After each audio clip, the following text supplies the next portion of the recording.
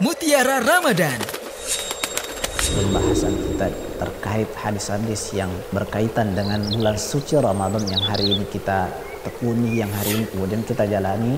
Ada beberapa hadis yang kemudian perlunya kita fahami bersama dan kita tahu bersama agar kemudian tidak bermudah-mudahan menyandarkan hadis kepada Nabi Shallallahu Alaihi Wasallam, padahal itu bukan hadis dari Nabi Shallallahu Alaihi Wasallam. Hadis-hadis palsu dan doif seputar Ramadan. Khawatan liman azzani Allah wa iyyakum. Hadis selanjutnya yang kita akan sebutkan terkait hadis-hadis lemah, yaitu hadis yang sangat masyhur terkhusus bagi kita warga Indonesia dan banyak menjadikannya hujjah dan banyak menjadikannya dalil dalam perbuatan ini. Apa itu? Yaitu menganggap tidurnya orang puasa ibadah. Ini adalah hadis yang begitu masyhur di telinga kita, bahkan tidak sedikit dari kita yang kalau ditegur, akhi bangun baca Quran, akhi sholat, akhi jangan tidur terus. Lalu kemudian dengan bangganya dan kemudian dengan yakinnya mengatakan tidurnya orang puasa ibadah, dan mengatakan ada dalam hadis. Hadis ini dikeluarkan oleh Abdullah ibn Umar, anaknya Umar bin Khattab radhiyallahu anhu.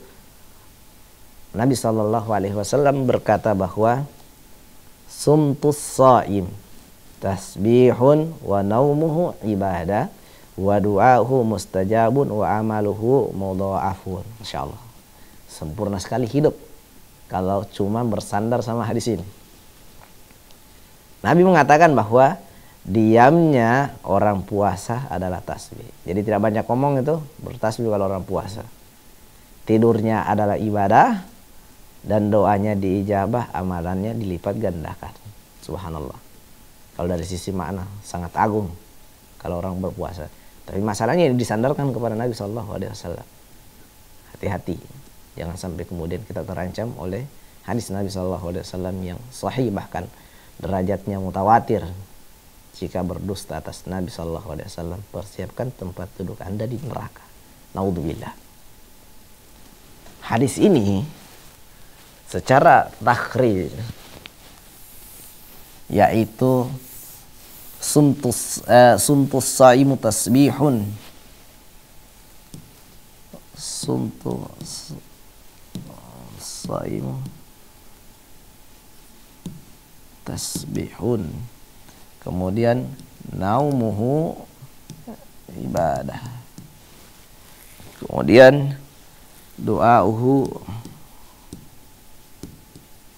mustajabatun, lalu kemudian di terakhir amaluhu mudha'afun. Hadis ini disebutkan oleh Imam Ad-Dailami. Siapa yang meriwayatkan hadis ini? Dari jalan Ar-Rabi bin Al-Badr. Diriwayatkan oleh Ar-Rabi bin Badar. Dari Auf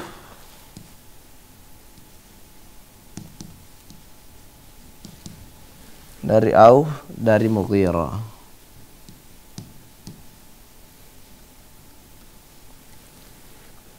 Dari Abdullah bin Umar.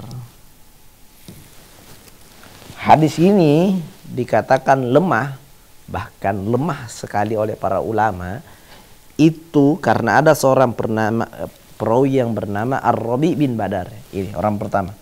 Ar-Rabi bin Badar inilah yang kemudian dipermasalahkan oleh para ulama.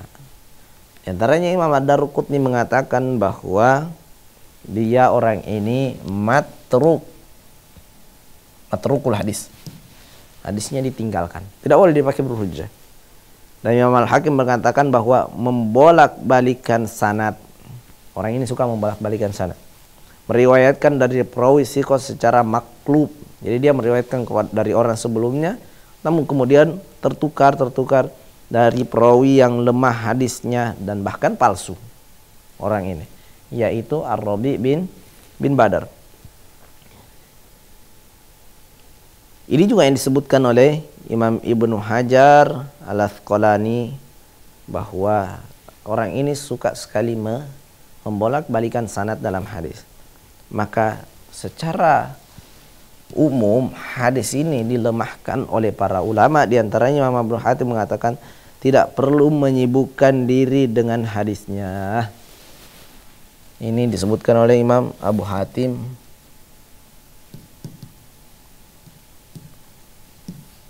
Tidak tinggalkan. Tidak perlu sibuk dengan hadisnya. Imam Abu Daud juga kemudian mengatakan bahwa hadis ini lemah, terutama pada perawi yang bernama Ar-Rabi bin Badar.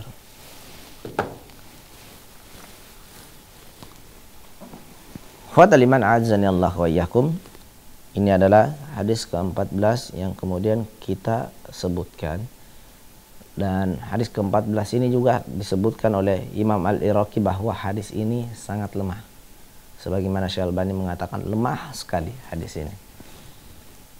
Akhwatal iman azanillahu wa iyyakum, kita tutup pertemuan kita dalam membahas hadis di kesempatan kali ini.